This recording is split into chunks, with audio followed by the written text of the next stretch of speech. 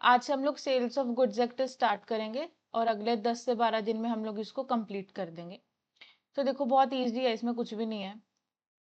सबसे पहले हम लोग क्या पढ़ रहे हैं, सेल्स ऑफ गुड्स एक्ट। तो इसमें सबसे पहले आपको पता होना चाहिए कि सेलर कौन होता है, बायर कौन होता है, क्योंकि इसमें सेल के बारे में बात हो रही है। तो सेल कौन करता है, कौन परचेज करेगा, कौन क्या करेगा, वो सारी चीजें आपको पता होनी चाहिए। तो सबसे इंपॉर्टेंट है इसकी डेफिनेशंस। तो इसकी डेफिनेशन कई बार क्या होता है ना, एग्जाम में पूछ ली जाती हैं। जैसे कि प्राइस क्या होता है, गुड्स क्या होते हैं, सेलर बायर की डेफिनेशन लिखो, मर्केंटाइल एजेंट क्या होता है। तो ये सारी चीजें आपको पता होनी चाहिए, ठीक है। तो देखो सेल्स ऑफ गुड्स एक्ट 1930। देखो हमारा जो इंडियन कॉन्ट्रैक्ट एक्ट है वो 1872 का है, और पहले हमारे इंडियन कॉन्ट्रैक्ट का ही पार्ट था ये। लेकिन बाद में इसको चेंज कर दिया गया, क्योंकि पहले क्या होता था, पहले बार्टर सिस्टम चलता था। क्या चलता था, बार्टर सिस्टम। कि पहले पैसा नहीं होता था तो सामान के बदले सामान लिया और दिया जाता था, तो बार्टर सिस्टम हट गया। फिर धीरे धीरे पैसा आ गया। तो इसलिए इनको क्या करना पड़ा, 1872 के बाद इन्हें एक नया एक्ट बनाना पड़ा 1930 में, जो कि डील करता है सेल्स ऑफ गुड्स एक्ट के साथ। बात समझ गई? रोहित बात समझ आई, हैंड रेज करो। 1872 के बाद इन्होंने क्या बनाया, 1930 में सेल्स ऑफ गुड्स एक्ट बनाया। बात समझ आई? अब देखो इसका एक्ट नंबर क्या है, 3 ऑफ 1930। एक्ट नंबर है 3 1930 का। इन्फोर्समेंट डेट क्या है, 1 जुलाई 1930। इनेक्टमेंट डेट क्या है, ये बना कब, ये बना था 15 मार्च। 15 मार्च को बना था। और ये इन्फोर्स कब हुआ, इम्प्लीमेंट कब हुआ, 1 जुलाई 1930 को ये इम्प्लीमेंट हुआ। और ये पूरे होल ऑफ इंडिया पर अप्लाई करता है। ठीक है, आज के समय पे अगर किसी को सेल परचेज करना है तो वो इस सेल्स ऑफ गुड्स एक्ट के अकॉर्डिंग करेगा। अब आगे देखो, चैप्टर नंबर 1 हमारा प्रिमिलरी के बारे में बात करता है, सिर्फ इंट्रोडक्शन। तो चैप्टर सेक्शन नंबर 1 बोलता है short title, extent and commencement. तो इस एक्ट का क्या नाम है, सेल्स ऑफ गुड्स एक्ट 1930। ये पूरे होल ऑफ इंडिया पर अप्लाई करता है। और ये इन्फोर्समेंट में कब आया था, देखो 15 मार्च को ये बन गया था, और 1 जुलाई को ये इम्प्लीमेंट कर दिया गया था। ठीक है रोहित, याद रखोगे, सिमरन? ठीक है, तो ये चीजें याद करने वाली हैं। जब इंट्रोडक्शन में लिखोगे, इंट्रोडक्शन में आप ये सारी चीजें लिख देना कि होल ऑफ इंडिया पर अप्लाई करते हैं ऐसा। अब देखो डेफिनेशंस। बायर क्या होता है, ठीक है। अब देखो बायर वही है जो सामान खरीदता है।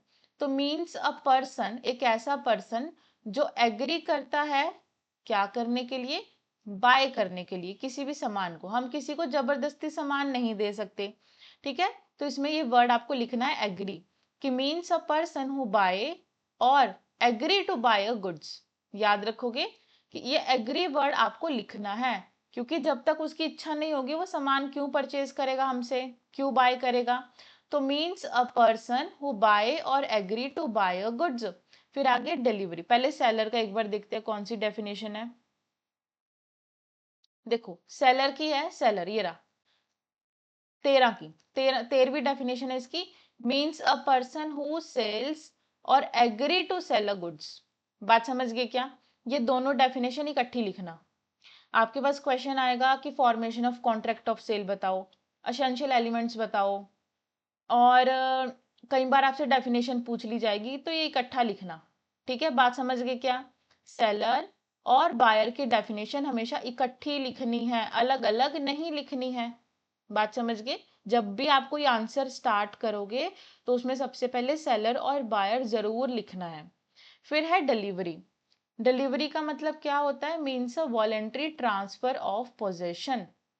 डिलीवरी का मतलब है कि एक पर्सन, अभी यहाँ पे हम लोग सेलर और बायर को लेके चलेंगे। जैसे कि सेलर है, सेलर क्या करता है, सेलर अपना सामान बेचता है, ठीक है, किसे, रोहित को।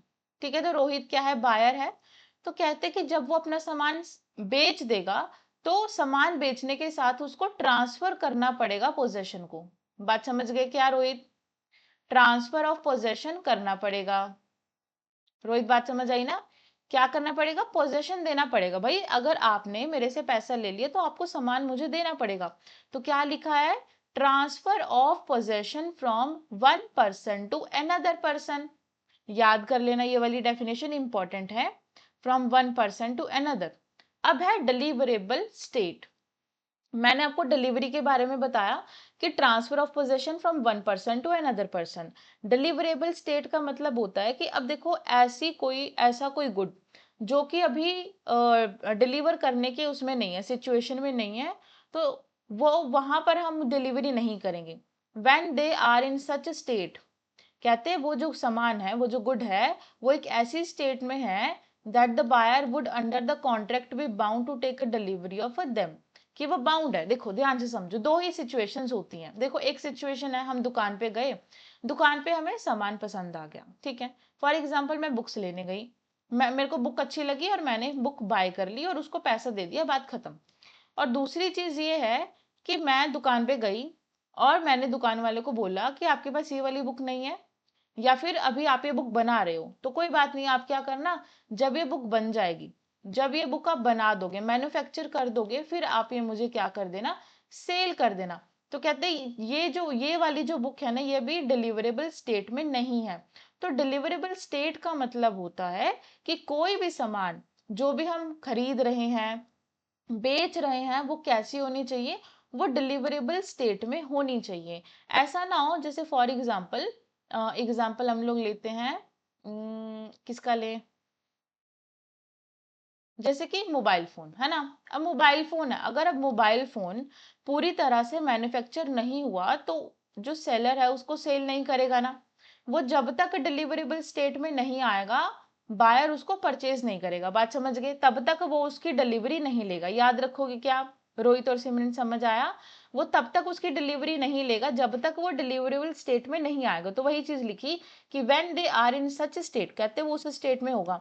तो बायर क्या करेगा, अंडर द कॉन्ट्रैक्ट फिर बाउंड है, अगर डिलीवरेबल स्टेट में हो गया, मैन्युफैक्चर हो गया, तो फिर बायर बाउंड है उसे परचेज करने के लिए।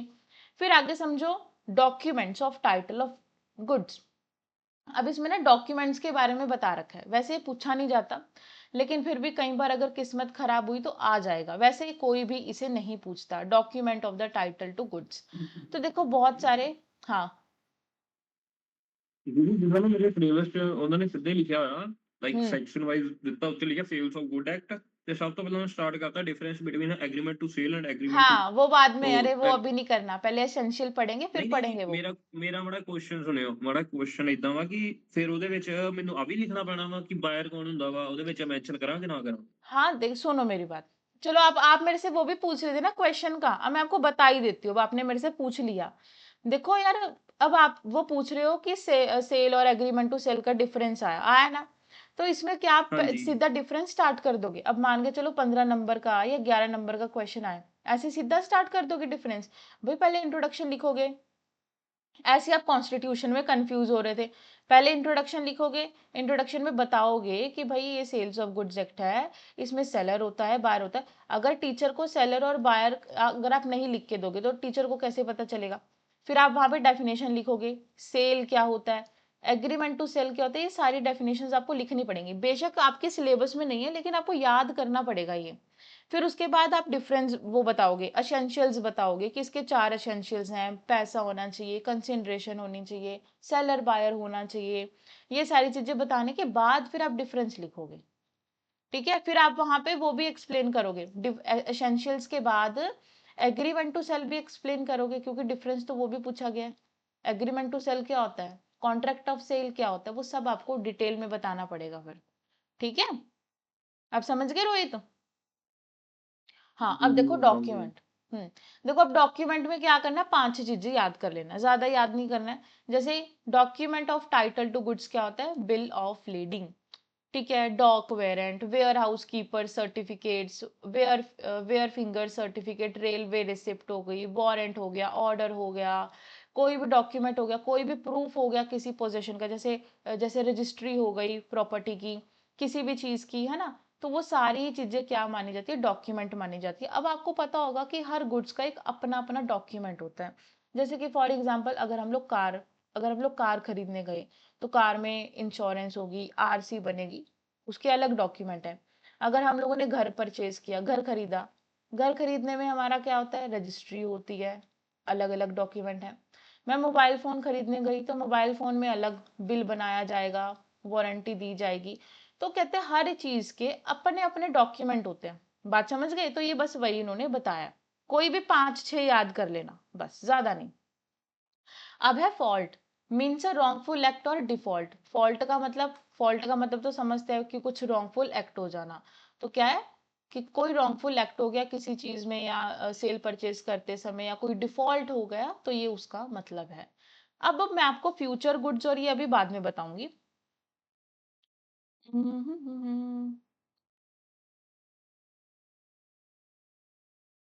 ये वाला देख लो, गुड्स वाला देख लो। फ्यूचर गुड्स अभी आगे आएगा, फिर पढ़ाऊंगी। देखो, means every kind of movable property. Goods का मतलब होता है कि every kind of movable property. Goods में क्या इंक्लूड होगा? हर तरह की मूवेबल प्रॉपर्टी आएगी, लेकिन एक्शनेबल क्लेम नहीं आएगा। तो मैं बता देती हूँ एक्शनेबल क्लेम क्या होता है। फॉर एग्जाम्पल, रोहित ने क्या है, रोहित ने पैसे लिए मेरे से 5,000 रुपए, ठीक है। लोन लिया, मतलब लोन लिया, मेरे से लोन लिया। अब क्या हुआ, रोहित मेरा पैसा वापस नहीं कर रहा है।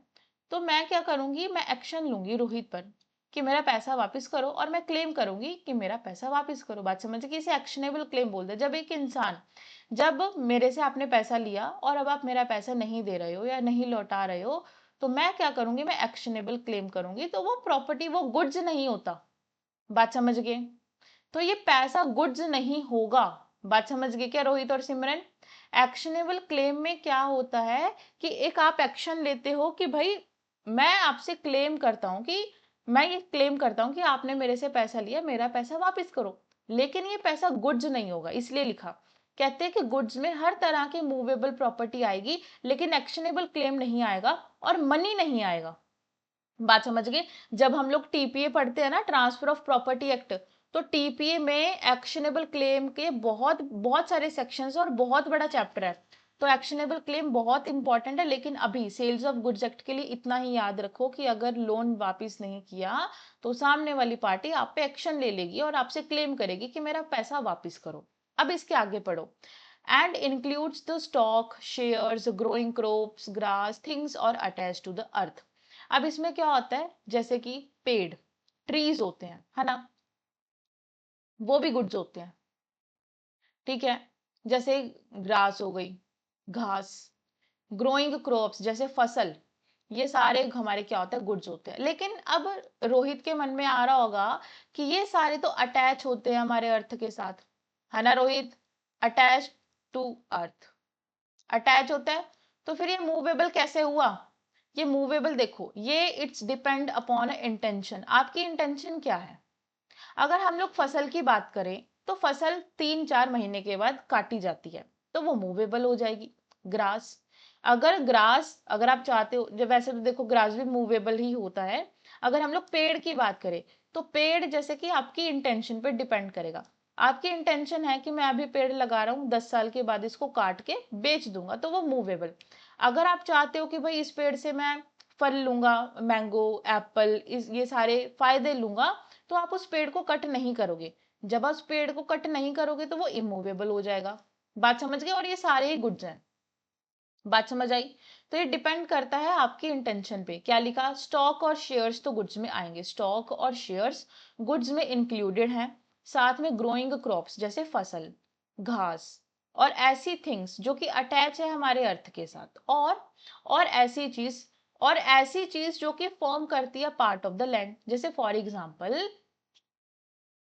एग्जाम्पल हमारा घर हो गया, हमारा घर भी तो अटैच है अर्थ के साथ, तो वो भी गुड है ना? बात समझ गए? वो भी प्रॉपर्टी है, ठीक है।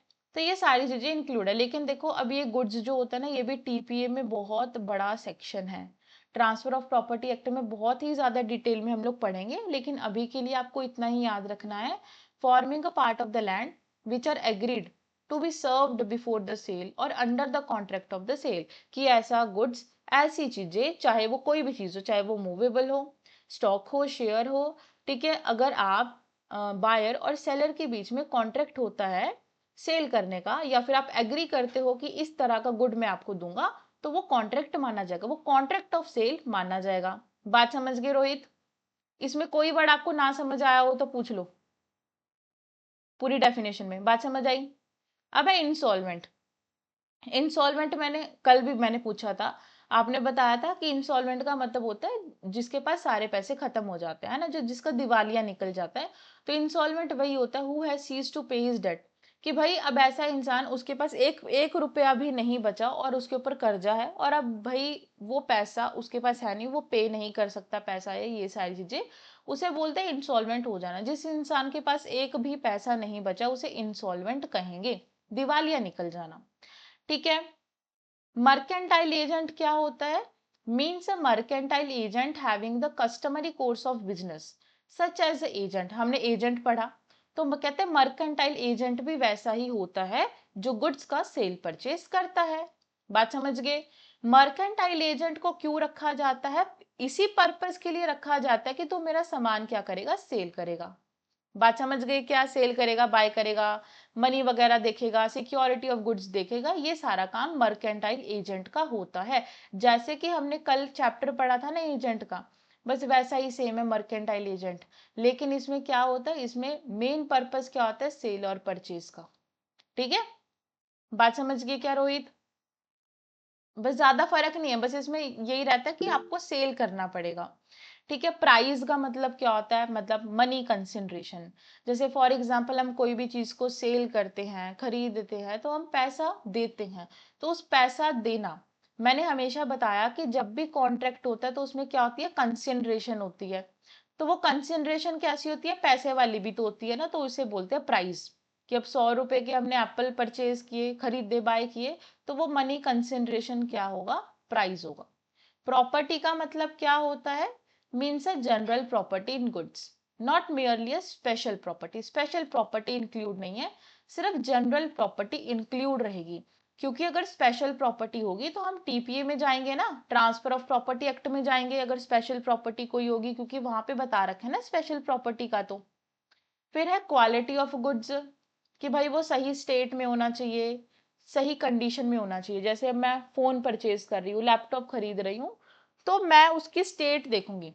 ठीक है, क्वालिटी देखूंगी कि क्या वो सही कंडीशन में है या नहीं। फिर है स्पेसिफिक गुड्स, ये हम आगे पढ़ेंगे। क्या यहाँ तक क्लियर है? एक हमारा फ्यूचर गुड्स रह गया और एक हमारा स्पेसिफिक गुड्स रह गया। तो यहां से याद कर लेना डेफिनेशन नंबर। ठीक है, ये फ्लो चार्ट मैंने बना रखा है। अभी इंपॉर्टेंट इसमें से कौन सी है वो देख लो। बायर की इंपॉर्टेंट है, डिलीवरेबल स्टेट की इंपॉर्टेंट है, गुड्स इंपॉर्टेंट है, property mercantile agent, seller important है, प्राइस इंपॉर्टेंट है, स्पेसिफिक और फ्यूचर गुड्स इंपॉर्टेंट है। बस। ठीक है रोहित, जल्दी से लिखो, एग्जाम में लिख के आना ये। जो जो डेफिनेशन अभी मैंने बताई ना वो एग्जाम में लिख के आना। ठीक है, इंट्रोडक्शन के बाद सारी डेफिनेशन सेक्शन नंबर डालने के साथ फिर लिख के आना बाद में। अब देखो, ये हमारा था खोलियो ठीक मतलब तो मार के बताओ, है। ਉਹਦਾ ਸਕਰੀਨਸ਼ਾਟ ਲੈ ਲਾਂ।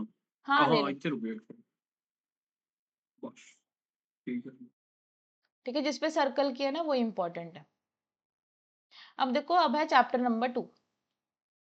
चैप्टर नंबर 2 हमारा बात करता है फॉर्मेशन ऑफ कॉन्ट्रैक्ट के बारे में।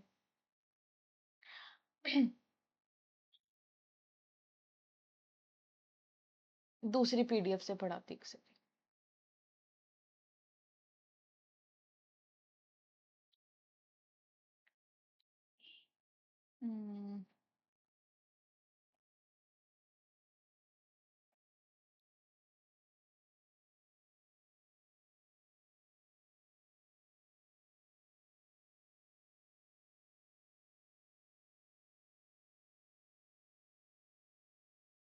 हम्म, पता नहीं व्हाट्सएप चलेगा भी या नहीं।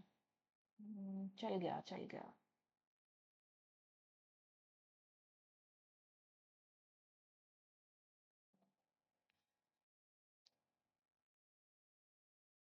हाँ रोहित, मैं ना वो बना रही हूँ, हैंड रिटन नोट्स बना रही हूँ, मेरे को ना कल मैसेज कर देना, मैं ग्रुप में डाल दूंगी फिर। ठीक है। हम्म।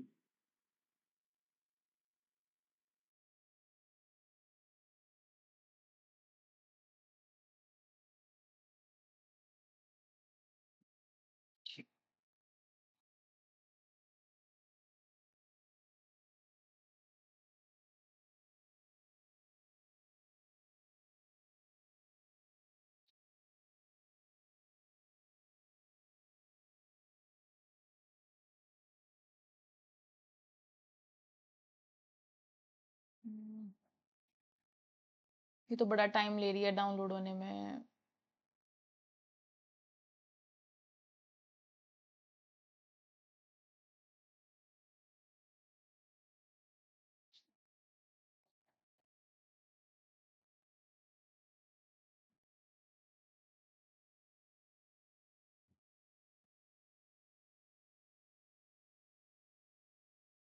यार ये डाउनलोड नहीं हो रही यार, इसमें अच्छे सेंड करके तो दोबारा तो मंगाओ।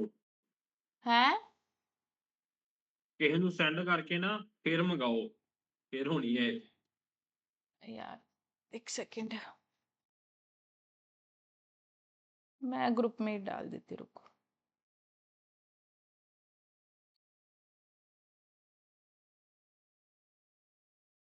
अभी देखो,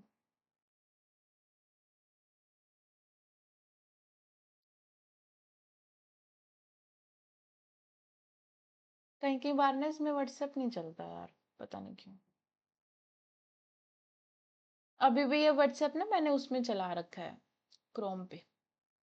ये दूसरे वाला व्हाट्सएप जो डाउनलोड कर रखा है वो तो चल ही नहीं रहा, पता नहीं क्यों यार।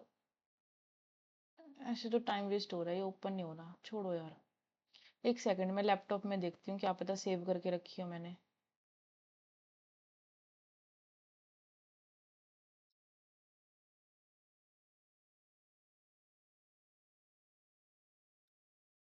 है नहीं। चलो तुम्हें इसमें से ही देखो, मैं बता देती हूँ। चलो मैं तुम्हें ऐसे ही पढ़ाती हूँ, ठीक है, मैंने पढ़ रखा है, मैं तुम्हें ऐसे ही सारी चीजें बताती हूँ, बस लिखते रहना है। इसमें मैंने लिखा हुआ होगा ਅਸੀਂ ਖੋਲ ਲੈਂਗੇ ਪਿੱਛੇ। है। ਉਹ ਨਹੀਂ ਫਿਰ ਸੱਚ ਤੁਸੀਂ ਨਹੀਂ ਖੋਲ ਹੋਣਾ, ਫਿਰ ਪੜਾਉਂਗੇ ਕਿੱਦਾਂ? Sorry sorry. मैं बताती हूँ।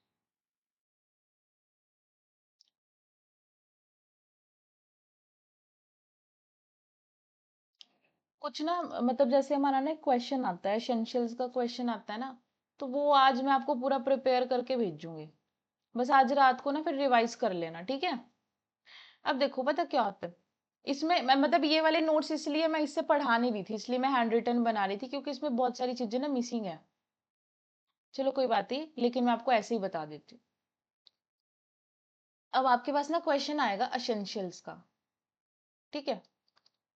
तो इसमें ना बहुत सारी चीजें इन्होंने कवर कर रखी हैं, बहुत सारी डेफिनेशंस, बहुत सारे सेक्शंस इसमें इन्होंने कवर कर रखे हैं। देखो, तो इसमें हमारे 4 एसेंशियल्स होते हैं। पहला एसेंशियल होता है कॉन्ट्रैक्टिंग पार्टीज। कॉन्ट्रैक्टिंग पार्टीज होती हैं, तो कॉन्ट्रैक्टिंग पार्टीज कौन कौन सी होंगी रोहित?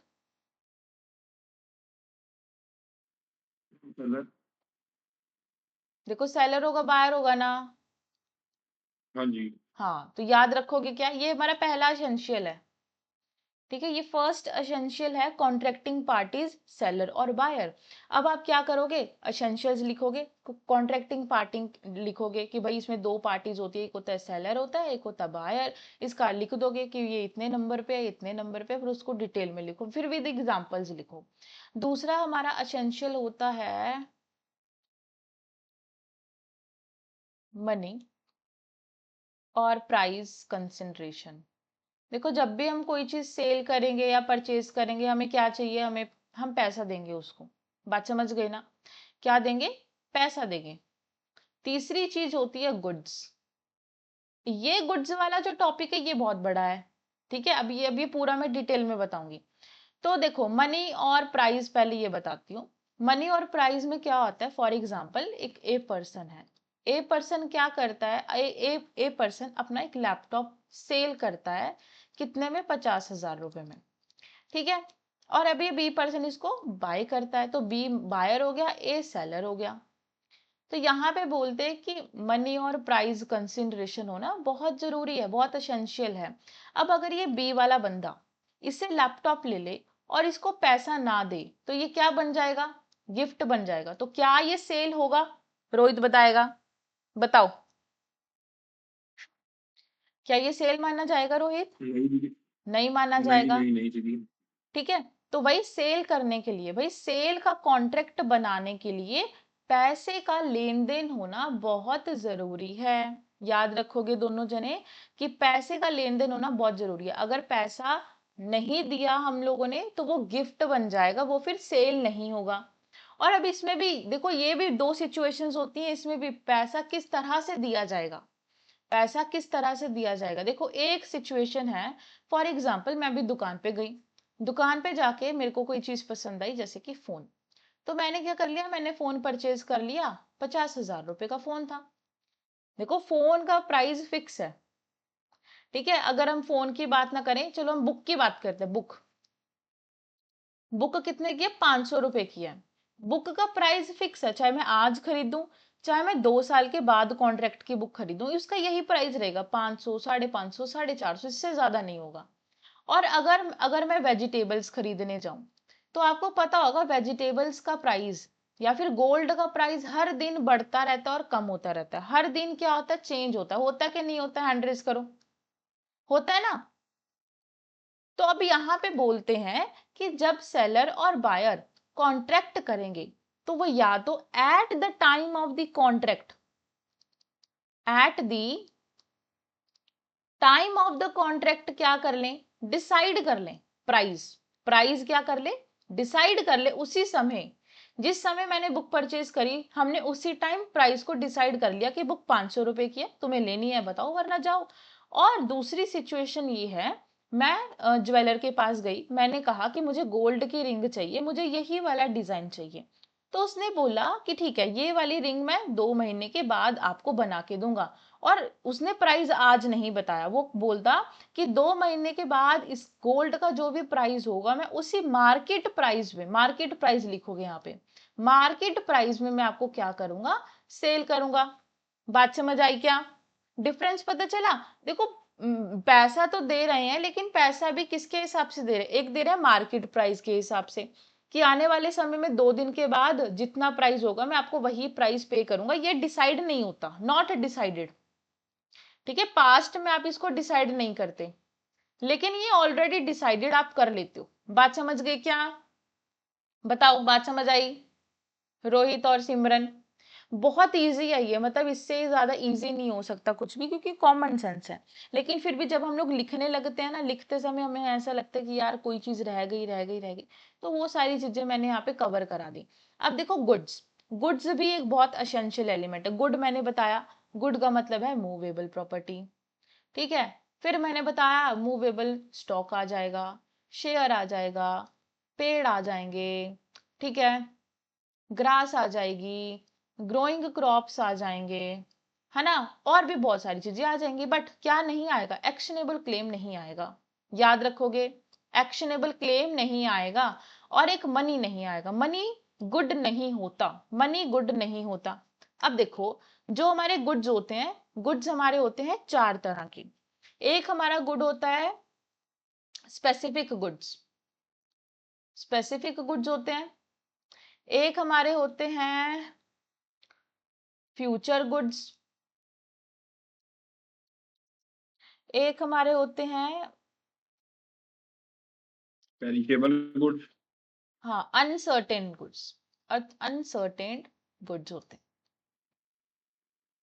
ठीक है। पेरिशेबल, हाँ पेरिशेबल भी होता है, वो भी चलो बता ही देती हूँ, पेरिशेबल गुड्स भी होते हैं। अब पहले इसको समझते हैं, फिर हम लोग नोट्स देखेंगे। तो स्पेसिफिक गुड्स क्या होता है, स्पेसिफिक गुड्स का मतलब है कि हम लोगों ने डिसाइड कर लिया, जैसे फॉर एग्जाम्पल ये इस दुकान वाले के पास ये 5 तरह के फोन पड़े हैं, ठीक है, 1 2 3 4 5, 5 तरह के फोन है। मैंने कॉन्ट्रैक्ट ऑफ सेल करते समय, मैंने मतलब खरीदते समय मैंने उसे बता दिया कि मुझे यही वाला फोन चाहिए, यही वाला फोन चाहिए मेरे को 200 मतलब 128 GB वाला चाहिए, मेरे को ब्लैक कलर में ही चाहिए।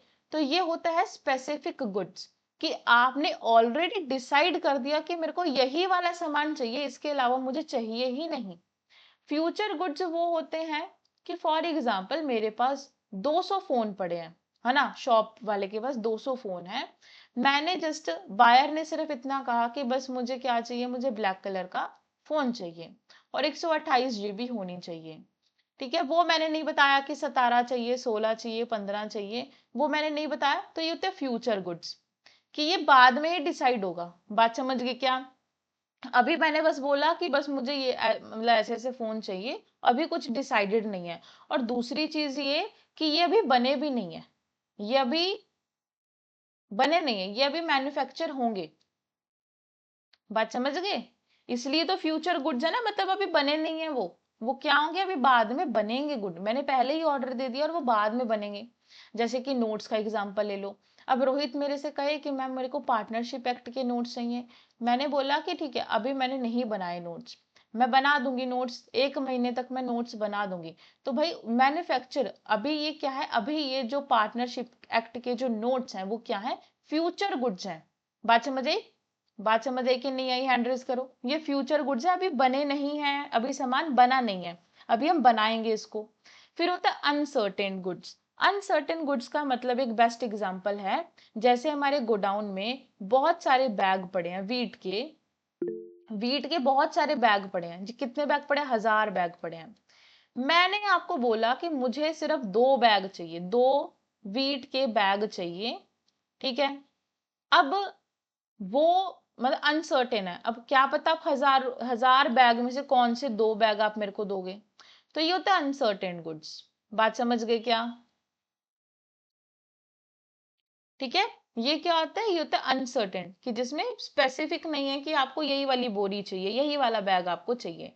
एक होता है perishable goods. Perishable goods example होता है वेजिटेबल्स,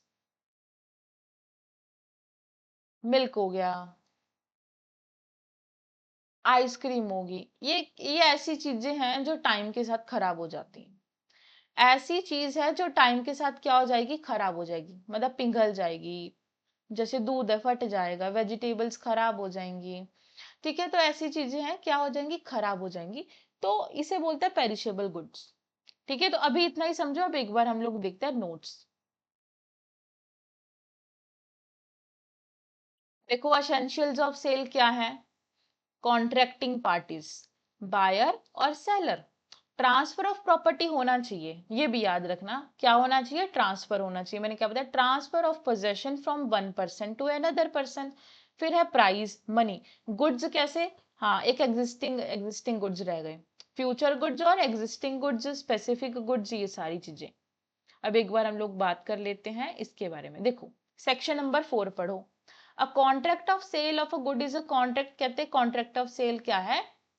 कॉन्ट्रैक्ट ऑफ सेल वो है जिसमें आप गुड्स का कॉन्ट्रैक्ट करते हो, कि जहां पर सेलर क्या करता है, ट्रांसफर करता है और एग्री करता है अपनी प्रॉपर्टी को ट्रांसफर करने के लिए बायर को, फॉर प्राइस, पैसे के लिए। They may be a contract of sale. कहते हैं ये जो कॉन्ट्रैक्ट ऑफ सेल होता है, one part owner and another, ऐसा होता है। मतलब सेलर और बायर को नाम दे दिया गया, one part owner and another.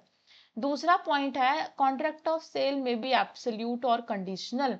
कहते हैं जब आप सेल करोगे तो हो सकता है कि ये एब्सोल्यूट हो, बिना किसी कंडीशन के हो, और ये हो सकता है कि आप इसमें कोई कंडीशन भी लगा दो। बात समझे? कि एब्सोल्यूट का मतलब समझते हो, बिल्कुल फ्री रहना, कोई कंडीशन नहीं लगाई। और कंडीशनल का मतलब होता है आपने कॉन्ट्रैक्ट करते समय कोई कंडीशन लगा दी। बात समझ आई क्या? दूसरा पॉइंट समझ आया? कॉन्ट्रैक्ट ऑफ सेल में भी एब्सोल्यूट और कंडीशनल। फिर है where under a contract of sale the property in the goods is transferred from seller to buyer. कहते हैं कि प्रॉपर्टी क्या होती है, ट्रांसफर की जाती है from seller to buyer. The contract is called sale. इस कॉन्ट्रैक्ट को क्या कहेंगे? सेल कहेंगे। And but where the transfer of property in the goods is to take place at the future time. कहते कई बार ऐसा होता है कि पैसा पहले दे दिया जाता है और सामान बाद में डिलीवर किया जाता है। लिखे ना, but where the transfer of the property in the goods is to take place at the future time, कि उस गुड का, प्रॉपर्टी का जो लेन देन है वो कब होता है? फ्यूचर टाइम में होता है। और उसमें कुछ कंडीशंस भी लगाई जा सकती हैं। अब मान के चलो, अब मैं आपको बोल दूं कि पहले आप मुझे 50,000 रुपए पे करो तो मैं आपको मोबाइल फोन दूंगी, वरना नहीं दूंगी। तो ये भी एक कंडीशन होती है जो कि आपको फुलफिल करनी पड़ेगी। बात समझ आई? हैंड रेज करो। बात समझ आई? तो ये भी एक कंडीशन होती है ना, पहले एडवांस पेमेंट करो फिर मैं आपको नोट्स दूंगी, तो ये भी एक कंडीशन है। फिर बोलते हैं, इसे क्या बोलते हैं? एग्रीमेंट टू सेल बोलते हैं। इसे बोलते हैं एग्रीमेंट टू सेल। ये इतने तीन वाले इन 3 पॉइंट्स को क्या बोलते हैं? एग्रीमेंट टू सेल कहते हैं। अब एक बार दोबारा से देख लो। An agreement to sell become a sale, कहते हैं एग्रीमेंट टू सेल कब बन जाता है सेल? वो तब बन जाता है जब टाइम खत्म हो जाता है। अब मैं आपको ना एग्जांपल से ही समझाती हूँ। देखो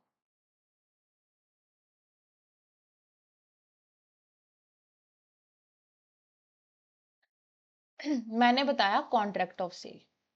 अच्छा रोहित, कॉन्ट्रैक्ट ऑफ सेल समझ आया क्या होता है? सिंपल है, सेलर क्या करेगा? बायर को सामान दे देगा, यही होता है। अब देखो एग्रीमेंट टू सेल क्या होता है? एग्रीमेंट टू सेल मतलब मैंने और रोहित ने पहले ही डिस्कस कर लिया, मैंने और रोहित ने पहले ही डिस्कस कर लिया कि अगले महीने मैं आपको ये वाला सामान प्रोवाइड कराऊंगी। बात समझ गए? इसे बोलते हैं एग्रीमेंट टू सेल।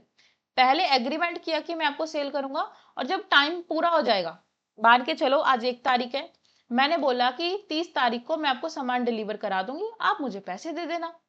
2 दिन पहले, बात समझ गए, 28 तारीख को आप मुझे पैसे दे देना, 30 तारीख को मैं आपको सामान दिलवा दूंगी, भेज दूंगी। तो ये तो एग्रीमेंट टू सेल। कहते हैं जब ये टाइम पीरियड कंप्लीट हो जाता है, टाइम जब ये elapse हो जाता है, इसमें लिखा है elapse, ठीक है, जब टाइम खत्म हो जाता है तो ये एग्रीमेंट टू सेल क्या बन जाता है? कॉन्ट्रैक्ट ऑफ सेल बन जाता है। बात समझ आई क्या? जब टाइम पूरा, आपने पैसा दे दिया, मैंने सामान दे दिया, तो ये क्या बन गया? कॉन्ट्रैक्ट ऑफ सेल बन गया। अब एक बार देखो क्या डेफिनेशन लिखी है। कहते हैं agreement to sell become a sale, कहते हैं वो बिकम अ सेल कब बनेगा? जब टाइम खत्म हो जाएगा, elapse, और कंडीशन फुलफिल हो जाएगी। हैंड रेज कर दो, एडवांस पेमेंट वाली कंडीशन क्या हो जाएगी? फुलफिल हो जाएगी, प्रॉपर्टी डिलीवर हो जाएगी, तो एग्रीमेंट टू सेल क्या बन जाएगा? Become a sale. बात समझ आई? ठीक है, देखो ये बहुत इंपॉर्टेंट है, इसका डिफरेंस पूछा जाता है, बच्चों को पता नहीं चलता। पहले मेरे को भी समझ नहीं आता था कि एग्रीमेंट टू सेल और इसमें क्या फर्क है, लेकिन याद रखना इसमें पहले कंडीशन रख दी जाती है, इसमें पहले टाइम रख दिया जाता है कि मैं 2 महीने के बाद आपको सामान प्रोवाइड कराऊंगा। डिफरेंस बिटवीन यहाँ इस वाले नोट से नहीं पढ़ना है, ये मैं कल पढ़ाऊंगी। ठीक है, अब देख लो केस देख लो। ਹੋ ਸਕਦੇ ਨਾ ਇੱਕ हम्म, ਇਹ ਵੀ ਦੇਖਿਓ ਜੇ ਹੋ ਸਕਦੇ ਹੋਏ ਇੱਕ ਐਸੈਂਸ਼ੀਅਲ ਉਹ ਬੰਦਾ ਕਿ ਟ੍ਰਾਂਸਫਰਸ਼ਿਪ ਆਫ ਦਾ ਓਨਰਸ਼ਿਪ ये है ना इसमें, देखो मैं बताती हूँ किस में लिखना है, ट्रांसफर ऑफ प्रॉपर्टी में लिखना है, इसमें ब्रैकेट में ओनरशिप लिख लेना। ठीक है, इसमें लिखा हुआ नहीं है लेकिन ब्रैकेट में इसमें ओनरशिप लिख लेना सेकंड वाले में। ठीक है, क्योंकि देखो जब हम सेल करते हैं ना तो उसकी ओनरशिप देनी ਤੇ पड़ती है ਇੱਕ हमको। ਦੀ ਵੈਲਿਡ ਕੰਟਰੈਕਟ मतलब क्या? Valid contract of section 10 Indian contract act हाँ हाँ वाले वो हाँ हाँ, सारे एसेंशियल्स यस कंप्लीट होने चाहिए। यस यस यस, वो भी लिख देना, section number 10 of Indian contract act. ठीक है, अब देखो केस देख लो भाई।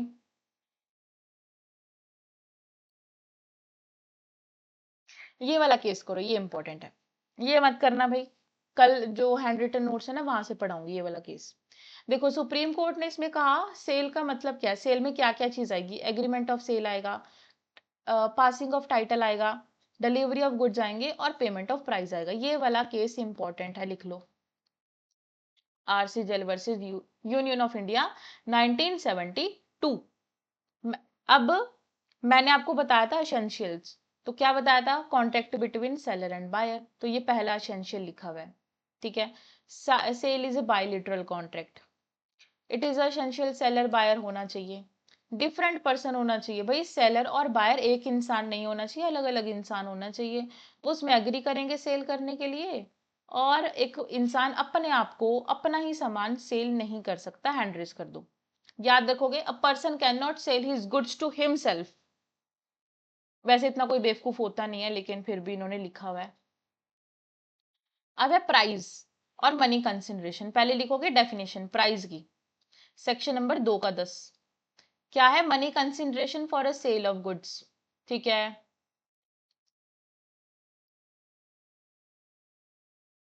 कहते जब किसी सामान के बदले में सामान दिया और लिया जाता है तो वो कॉन्ट्रैक्ट ऑफ सेल नहीं होता। ठीक है, वो कॉन्ट्रैक्ट ऑफ सेल नहीं होता जब सामान के बदले सामान लिया और दिया जाता है। If the goods are exchanged for goods it is not a sale. It will be called a barter और एक्सचेंज। बात समझ आ गई क्या? सेकेंड एसेंशियल कंप्लीट हो गया हमारा। हैंड रेस करो। रोहित समझ आया यहां तक? अब 2 मिनट लगा के इस वाले फ्लो चार्ट को रिवाइज करो। ठीक है, 5 मिनट का टाइम दे रही हूँ, पूरे 20 पे स्टार्ट करूंगी। ठीक है,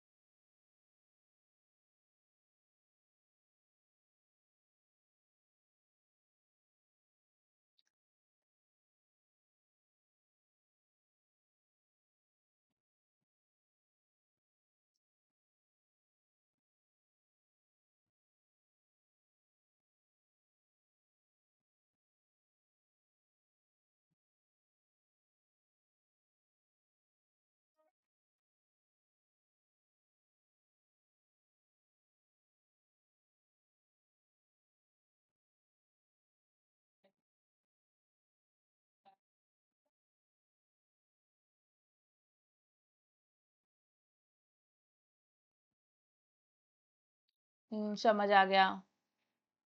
ठीक है, बहुत इजी है।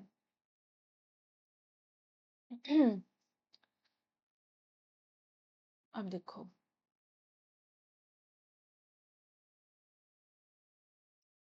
ये समझो, मैंने आपको गुड्स के बारे में बताया था ना, गुड्स। तो ये लिखा हुआ, ये एक बार पढ़ लेते हैं, बस फिर क्लास को खत्म करेंगे। ठीक है, अब देखो, एग्जिस्टिंग गुड्स है, एग्जिस्टिंग गुड्स और फ्यूचर गुड्स, ये आपको साथ में लिखना है। ठीक है, जैसे मैंने अलग अलग लिखा था, आपको ऐसा नहीं करना। हमेशा एग्जिस्टिंग गुड्स और फ्यूचर गुड्स को साथ में लिखना है। एग्जिस्टिंग का मतलब ऐसे गुड्स जो अभी आपके पास हैं, फ्यूचर गुड्स जो अभी मैन्युफैक्चर नहीं हुए, जिसमें अभी आपको मैन्युफैक्चर करना बाकी है और उसे बनाना बाकी है। बात समझ गई? These are the goods owned and possessed by the seller at the time of the sale, कि जिस समय वो सेल कर रहा है उस समय उसके पास वो गुड्स हैं। और दूसरा है फ्यूचर गुड्स, 2 का 6 जो बात करता है फ्यूचर गुड्स के बारे में, कि ऐसे गुड्स जो अभी मैन्युफैक्चर करने हैं आपको और अभी बनाने हैं, और वो आप कब उसे, वो कब बनेंगे, मतलब जब आप, मतलब जब बन जाएंगे तब आप उसको क्या करोगे, सेल करोगे। देखो, example, an agreement to supply wheat which has been yet to be grow. कहते हैं जैसे मान के चलो अभी फसल हमने लगा रखी है, और रोहित और मैं पहले ही कॉन्ट्रैक्ट कर लें कि ठीक है मैं आपको इतनी फसल मैं आपको दूंगी, इतने गेहूं मैं आपको दूंगी। तो ये होता है फ्यूचर गुड्स, की अभी अभी गेहूं बने नहीं है, मतलब अभी फसल उग रही है, उसके बाद ही आपको सेल आउट करूंगी, जब वो व्हीट प्रॉपर तरीके से बन जाएगा, प्रोड्यूस हो जाएगा। और यहाँ पे एग्जांपल है कि जैसे मेरे फॉर एग्जांपल मैं सप्लाई कर रही हूँ शुगर की और मेरे गोडाउन में बहुत सारा शुगर पड़ा है, तो उसे एग्जिस्टिंग गुड्स कहेंगे। कोई डाउट है इसमें एग्जिस्टिंग और फ्यूचर गुड्स में? क्लियर है? हैंड रेज कर दो। ठीक है।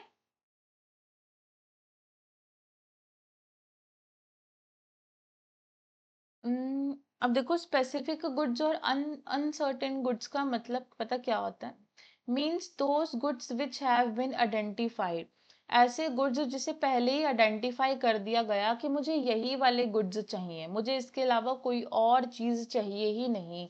जिस समय आपने कॉन्ट्रैक्ट ऑफ सेल किया, आपने उसी समय पे आइडेंटिफाई कर दिया कि मुझे यही वाला सामान चाहिए, और आमने सामने बात भी कर ली कि मुझे यही वाला सामान चाहिए, उसे बोलते हैं स्पेसिफिक गुड्स। स्पेसिफाई कर देना। अनसर्टेन गुड्स का मतलब है जिसे अभी आपने आइडेंटिफाई नहीं किया कि मुझे यही वाला सामान चाहिए, आपने जस्ट एक बात बोली कि मुझे ये ब्लैक कलर का फोन चाहिए, और आपने कोई भी आइडेंटिफिकेशन उसका नहीं दिया है, तो इसे बोलेंगे अनअसर्टेन्ड गुड्स। बात समझ गए क्या? ठीक है, बात समझ गए?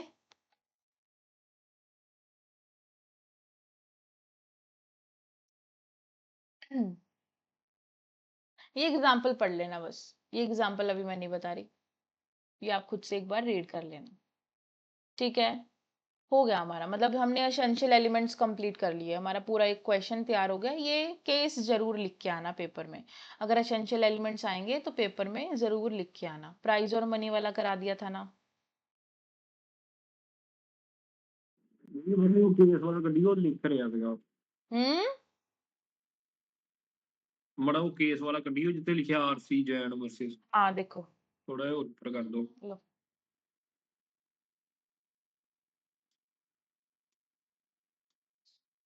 ਹਾਂਜੀ ਲਿਖ ਲਿਆ।